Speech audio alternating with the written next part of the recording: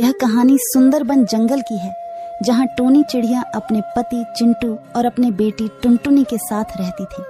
चिंटू कुछ दिन से बीमार चल रहा था, इसलिए दाना लाने की काम टोनी ही कर रही थी। चिंटू के पड़ोस में ही उसका भाई कालू कौवा और उसकी पत्नी गौरी कवि रहती थी। वो चिंटू से बहुत जलती थी। वह चाहती थी कि चिंटू का जायदाद भी उनको ही मिल जाए। कालू जी, देख रहे हो, चिंटू बीमार पड़ा हुआ है और उसकी बीवी उसकी पूरी तरह ठीक करने की कोशिश कर रही है। हाँ गौरी, क्या बताऊं, ये मनहूस चिंटू मरता भी तो नहीं है। एक बार अगर यह मर जाए तो इसकी पूरी जायदाद हमारी हो जाएगी। कालू जी, चिंटू अभी बीमार है और हमें इस बात का फायदा उठानी चाहिए। फायदा? कैसा फायदा? और हम चिंटू के बीमार होने का फायदा कैसे उठा सकते हैं? इतने भोले भी मत बनो। हमें चिंटू की जायदाद चाहिए ना, तो सोचो हमें वह कैसे मिल सकती है। वो जायदाद तो हमें तभी मिल सकता है जब यह चिंटू मर जाए। लेकिन अब तुम क्या करोगे? क्या अपने भाई को मार डालोगे? अरे मेरी भोली कौवी, सिर्फ चिंटू को मारने से कुछ नहीं होगा।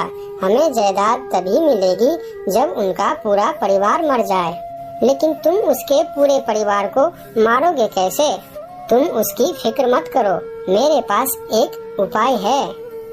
अरे तुम उस चिंटू को मारो या उसके पूरे परिवार को मारो, लेकिन यह पूरी जायदाद मेरे पास ही आनी चाहिए। इतना सुनकर कालू कौवा टोनी के घर जाता है। वह चुपके से टोनी के खाने में जहर मिला देता है। कुछ देर बाद टोनी अपने पति को खाना देती है। वह खाने को खा लेता है। थोड़ी देर बाद चिंटू की हालत बिगड़ने लगती है। टोनी, इस खाने में तो जहर मिला हुआ था और यह जहर किसी और ने नहीं बल्कि मेरी भाई कालू ने ही मिलाया होगा। कालू मेरे जायदाद हड़पना चाहता है। मैं दुनिया से जा रहा हूँ, तुम अपना और हमारी बेटी का ख्याल रखना। इतना बोलकर चिंटू चिड़िया की मौत हो जाती है।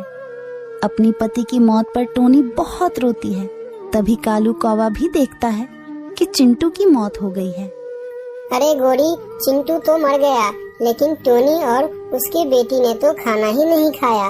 अब इनको मारे बिना हमें जायदाद नहीं मिलेगी।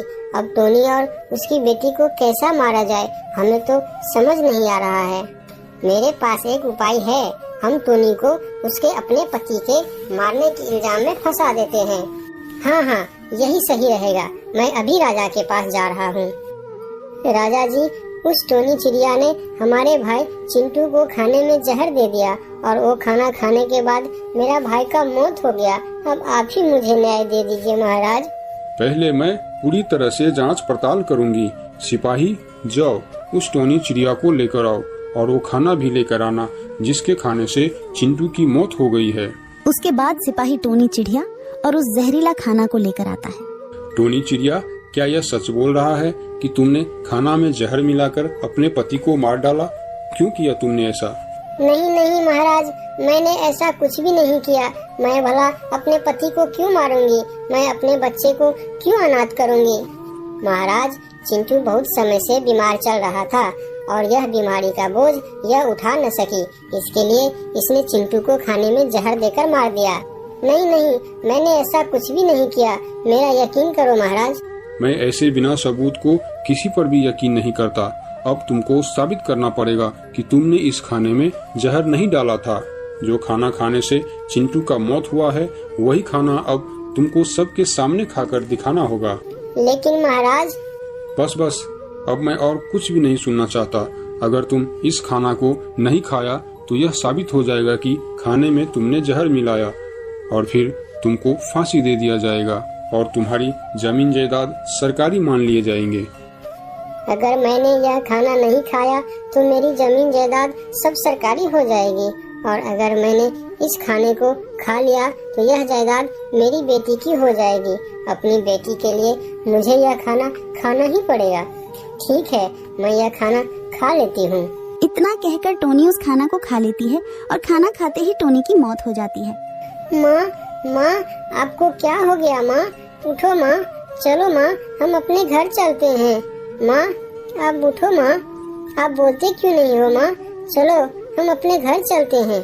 अब तेरी माँ नहीं उठने वाली, तेरी माँ मर गई है। अब यह साबित हो गई है कि तुम्हारी माँ ने ही मेरा भाई चिंटू को मारा था। अब तू चल मेरे साथ। इतना बोलकर कालू कौवा टुनटुनी को अपने घर लेकर आ जाता है और चिंटू की जायदाद पर कब्जा कर लेता है और उसी के घर में रहने लगता है और टुनटुनी से घर का सारे काम कराने लगते हैं। ए टुनटुनी, आज से तू हम लोग के लिए दाना भी लेकर आएगी, ठीक है? चलो अब जाओ यहाँ से। ठीक है आंटी, मैं जाती हूँ और अभी आप लोग के लिए दाना लेकर आती हूँ। इतना कहकर बेचारी टुनटुनी दाना लेने निकल जाती है और एक जगह बैठकर अपनी किस्मत पर रोने लगती है। माँ, आप मुझे छोड़कर क्यों चली गई माँ? यह लोग मुझे बहुत परेशान करता है, हमेशा काम कराते हैं। माँ, आप क्यों मुझे छोड़कर चली गई? मुझे आपकी बहुत याद आती है माँ। माँ, अगर मैं उनके लिए खाना लेकर नहीं जाऊंगी तो वह मुझे बहुत मारेंगे माँ। मैं अभी जा रहा हूँ। फिर टुनटुनी दाना लेकर घर आ जाती है। कालू और गोरी दाना खाकर सो जाता है। टुनटुनी के लिए कुछ भी दाना नहीं बचता, वह भूखे ही सो जाती है। तभी उसको एक सपने दिखाई देती है जिसमें उनकी माँ टोनी चिड़िया आती है। अरे टुनटुनी, तुम इतनी परेशान क्यों हो? तुम मेरी बहादुर बेटी हो ना। ये जो घर यह लोग ने हड़प लिया है ना, यह तुम्हारा ही है। तुम्हें हार नहीं मानना है बेटा। यह घर तुमको वापस लेना है और फिर मेरी मौत का बदला भी तुमको लेना है। तभी टुनटुनी नींद में ही अपनी माँ को आवाज देने लगती है, जिससे गौरी और कालू कौवा का आंख खुल जाता है। माँ, मेरे पास वापस आ जाओ माँ। माँ, अरे मूर्ख, तुम्हारी माँ मर चुकी है, वह वापस नहीं आने वाली है। मामा करके मेरा भी नींद मत खराब किया करो। अंकल, यह घर मेरा है। आपको मुझसे इतनी ही परेशानी है तो आप अपने घर में जाकर क्यों नहीं रहते हो? मुझे यहाँ पर अकेले ही रहने दो। अच्छा बेटा, अभी मैं बताता हूँ तुमको यह घर किसका है। चलो निकल जाओ यहाँ से। इस घर में फिर दोबारा नजर मत आना, नहीं तो टांगे तोड़ दूंगी तुम्हारी। इस तरह लड़ाई झगड़ा करके कालू कौवा टुनटुनी को घर से बाहर निकाल देती है। टुनटुनी एक जगह बैठकर अपनी किस्मत पर रोती रहती है। हे भगवान, अब मैं कहाँ जाऊँ? मैं क्या करूँ? अब मेरे पास एक ही रास्ता बचा है। मैं महाराज को जाकर सारा सच बताता हूँ, फिर वही मुझे न्याय देंगे। तभी टुनटुनी महाराज के पास जाती है। महाराज, आपने मेरी माँ को बेकसूर ही मार दिया था, जबकि खाना में जहर मेरी माँ ने ही मेरी अंकल और आंटी ने मिलाया था ताकि वह मेरा सारा जायदाद हड़प सके। हम तुम्हारे बात पर कैसे यकीन करें? क्या तुम्हारे पास कोई सबूत है यह साबित कर सके कि खाना में जहर तुम्हारे अंकल आंटी ने ही मिलाई थी? महाराज, मेरे पास तो कोई सबूत नहीं है, लेकिन अगर आप अच्छे से जांच पड़ताल करेंगे तो जरूर साबित हो जाएगा कि जहर मेरे अंकल और आंटी ने ही मिलाई है। इतना सुनकर राजा ने तुरंत अपने सिपाही को उसे गोरी और कालू कुएं के पास भेजता है। अरे काले कौवे, तुम लोग अपने घर को छोड़कर टुनटुनी के घर में क्यों रहते हो? सिपाही जी, हम इस घर में इसलिए रह रहे हैं ताकि टुनटुनी की घर कोई कब्जा न कर ले। अच्छा, इतनी फिक्र तो तुम्हें अपने घर के लिए भी नहीं है जितने टुनटुनी के घर के लिए है। अभी मैं तुम्हारे घर की तलाशी लेता हूँ। इतना बोलकर सिपाही उसके घर में तलाशी लेने लगते हैं और फिर उसको वही जहर का बोतल मिलता है जो जहर कालू ने चिंटू के खाने में मिलाया था। अच्छा, तो यही जहर तुम लोग ने चिंटू के खाने में डाला था? नहीं सिपाही जी, यह जहर नहीं है, यह तो मेरी दवा है। अच्छा, तो यह तुम्हारा दवा है। चलो कोई बात नहीं, इसका फैसला तो राजा ही करेगा कि यह जहर है कि ये तेरा दवा है। तभी सिपाही उस जहर की बोतल को लेकर राजा के पास आता है। महाराज, यह जहर का बोतल मुझे कालू के घर से मिला है और यह कालू कौवे कह रहा है कि यह जहर नहीं, यह इसकी दवाई है। अच्छा, क्यों बे कालू कौवे, यह तुम्हारा दवाई है। चलो इसका फैसला अभी हो जाएगा। अभी सबके सामने तुम दोनों इस दवाई को पियोगे। अगर तुम दोनों को कुछ भी नहीं हुआ तो यह साबित हो जाएगा कि इसमें जहर नहीं है और तुम लोग निर्दोष माने जाओगे और तुम दोनों रिहा कर दिए जाओगे। नहीं महाराज, मुझ पर दया करें, मैं ये दवा अभी नहीं पी सकता। अगर तुमने यह जहर नहीं पी तो मैं तुम्हें फांसी पर चढ़ा दूंगा। हो सकता है यह जहर पी के तुम शायद बच भी जाओ, लेकिन फांसी से तुम्हें कोई भी नहीं बचा सकता। फिर डर के मारे कालू और गोरी दोनों ने उस जहर को पीने लगा और पीते ही थोड़ी देर में उन दोनों की मौत हो गई। इस तरह टुनटुनी ने अपनी माँ बाप की मौत का बदला लिया और उसे अपना घर भी वापस मिल गया। यह कहानी सुंदरबन जंगल की है, जहाँ टोनी चिड़िया अपने पति चिंटू और अपने बेटी टुनटुनी के साथ रहती थी। चिंटू कुछ दिन से बीमार चल रहा था, इसलिए दाना लाने की काम टोनी ही कर रही थी। चिंटू के पड़ोस में ही उसका भाई कालू कौवा और उसकी पत्नी गौरी कवि रहती थी। वो चिंटू से बहुत जलती थी। वह चाहती थी कि चिंटू का जायदाद भी उनको ही मिल जाए। कालू जी, देख रहे हो, चिंटू बीमार पड़ा हुआ है और उसकी बीवी उसकी पूरी तरह ठीक करने की कोशिश कर रही है। हाँ गोरी, क्या बताऊं, ये मनहूस चिंटू मरता भी तो नहीं है। एक बार अगर यह मर जाए तो इसकी पूरी जायदाद हमारी हो जाएगी। कालू जी, चिंटू अभी बीमार है और हमें इस बात का फायदा उठानी चाहिए। फायदा? कैसा फायदा? और हम चिंटू के बीमार होने का फायदा कैसे उठा सकते हैं? इतने भोले भी मत बनो। हमें चिंटू की जायदाद चाहिए ना, तो सोचो हमें वह कैसे मिल सकती है। वो जायदाद तो हमें तभी मिल सकता है जब यह चिंटू मर जाए। लेकिन अब तुम क्या करोगे? क्या अपने भाई को मार डालोगे? अरे मेरी भोली कौवी, सिर्फ चिंटू को मारने से कुछ नहीं होगा। हमें जायदाद तभी मिलेगी जब उनका पूरा परिवार मर जाए। लेकिन तुम उसके पूरे परिवार को मारोगे कैसे? तुम उसकी फिक्र मत करो, मेरे पास एक उपाय है। अरे तुम उस चिंटू को मारो या उसके पूरे परिवार को मारो, लेकिन यह पूरी जायदाद मेरे पास ही आनी चाहिए। इतना सुनकर कालू कौवा टोनी के घर जाता है। वह चुपके से टोनी के खाने में जहर मिला देता है। कुछ देर बाद टोनी अपने पति को खाना देती है। वह खाने को खा लेता है। थोड़ी देर बाद चिंटू की हालत बिगड़ने लगती है। टोनी, इस खाने में तो जहर मिला हुआ था और यह जहर किसी और ने नहीं बल्कि मेरी भाई कालू ने ही मिलाया होगा। कालू मेरे जायदाद हड़पना चाहता है। मैं दुनिया से जा रहा हूँ, तुम अपना और हमारी बेटी का ख्याल रखना। इतना बोलकर चिंटू चिड़िया की मौत हो जाती है। अपनी पति की मौत पर टोनी बहुत रोती है।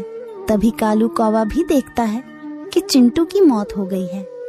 अरे गोरी, चिंटू तो मर गया, लेकिन टोनी और उसकी बेटी ने तो खाना ही नहीं खाया। अब इनको मारे बिना हमें जायदाद नहीं मिलेगी। अब टोनी और उसकी बेटी को कैसा मारा जाए, हमें तो समझ नहीं आ रहा है। मेरे पास एक उपाय है। हम टोनी को उसके अपने पति के मारने के इल्जाम में फंसा देते हैं। हाँ, यही सही रहेगा। मैं अभी राजा के पास जा रहा हूँ। राजा जी, उस टोनी चिड़िया ने हमारे भाई चिंटू को खाने में जहर दे दिया और वो खाना खाने के बाद मेरा भाई का मौत हो गया। अब आप ही मुझे न्याय दे दीजिए महाराज।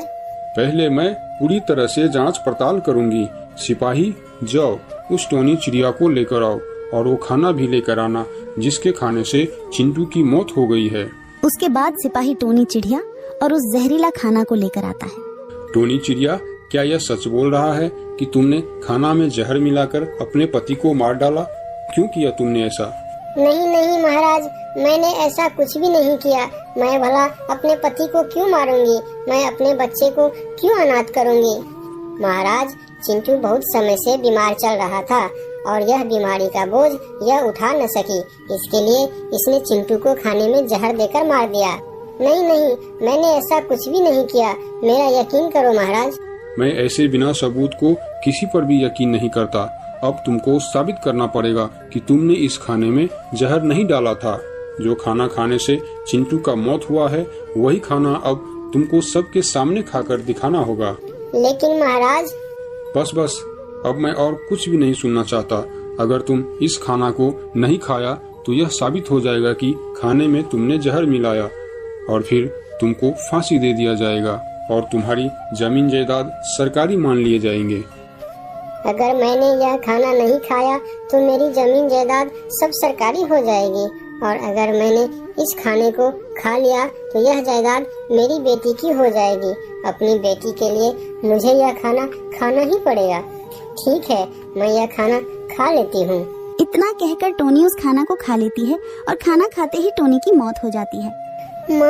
माँ, आपको क्या हो गया माँ? उठो माँ, चलो माँ, हम अपने घर चलते हैं। माँ, आप उठो माँ, आप बोलते क्यों नहीं हो माँ? चलो हम अपने घर चलते हैं। अब तेरी माँ नहीं उठने वाली, तेरी माँ मर गई है। अब यह साबित हो गई है कि तुम्हारी माँ ने ही मेरा भाई चिंटू को मारा था। अब तू चल मेरे साथ। इतना बोलकर कालू कौवा टुनटुनी को अपने घर लेकर आ जाता है और चिंटू की जायदाद पर कब्जा कर लेता है और उसी के घर में रहने लगता है और टुनटुनी से घर का सारे काम कराने लगते हैं। टुनटुनी, आज से तू हम लोग के लिए दाना भी लेकर आएगी, ठीक है? चलो अब जाओ यहाँ से। ठीक है आंटी, मैं जाती हूँ और अभी आप लोग के लिए दाना लेकर आती हूँ। इतना कहकर बेचारी टुनटुनी दाना लेने निकल जाती है और एक जगह बैठकर अपनी किस्मत पर रोने लगती है। माँ, आप मुझे छोड़कर क्यों चली गई माँ? यह लोग मुझे बहुत परेशान करता है, हमेशा काम कराते हैं माँ। आप क्यों मुझे छोड़कर चली गई? मुझे आपकी बहुत याद आती है माँ। माँ, अगर मैं उनके लिए खाना लेकर नहीं जाऊंगी तो वह मुझे बहुत मारेंगे माँ। मैं अभी जा रहा हूँ। टुनटुनी दाना लेकर घर आ जाती है। कालू और गोरी दाना खाकर सो जाता है। टुनटुनी के लिए कुछ भी दाना नहीं बचता, वह भूखे ही सो जाती है। तभी उसको एक सपने दिखाई देती है जिसमें उनकी माँ टोनी चिड़िया आती है। अरे टुनटुनी, तुम इतनी परेशान क्यों हो? तुम मेरी बहादुर बेटी हो ना। ये जो घर यह लोग ने हड़प लिया है ना, यह तुम्हारा ही है। तुम्हें हार नहीं मानना है बेटा। यह घर तुमको वापस लेना है और फिर मेरी मौत का बदला भी तुमको लेना है। तभी टुनटुनी नींद में ही अपनी माँ को आवाज देने लगती है, जिससे गौरी और कालू कौवा का आंख खुल जाता। माँ, मेरे पास वापस आ जाओ माँ। माँ, अरे मूर्ख, तुम्हारी माँ मर चुकी है, वह वापस नहीं आने वाली है। मामा करके मेरा भी नींद मत खराब किया करो। अंकल, यह घर मेरा है। आपको मुझसे इतनी ही परेशानी है तो आप अपने घर में जाकर क्यों नहीं रहते हो? मुझे यहाँ पर अकेले ही रहने दो। अच्छा बेटा, अभी मैं बताता हूँ तुमको यह घर किसका है। चलो निकल जाओ यहाँ से। इस घर में फिर दोबारा नजर मत आना, नहीं तो टांगे तोड़ दूंगी तुम्हारी। इस तरह लड़ाई झगड़ा करके कालू कौवा टुनटुनी को घर से बाहर निकाल देती है। टुनटुनी एक जगह बैठकर अपनी किस्मत पर रोती रहती है। हे भगवान, अब मैं कहाँ जाऊँ? मैं क्या करूँ? अब मेरे पास एक ही रास्ता बचा है। मैं महाराज को जाकर सारा सच बताता हूँ, फिर वही मुझे न्याय देंगे।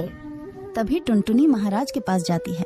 महाराज, आपने मेरी माँ को बेकसूर ही मार दिया था, जबकि खाना में जहर मेरी माँ नहीं, मेरी अंकल और आंटी ने मिलाया था ताकि वह मेरा सारा जायदाद हड़प सके। हम तुम्हारे बात पर कैसे यकीन करें?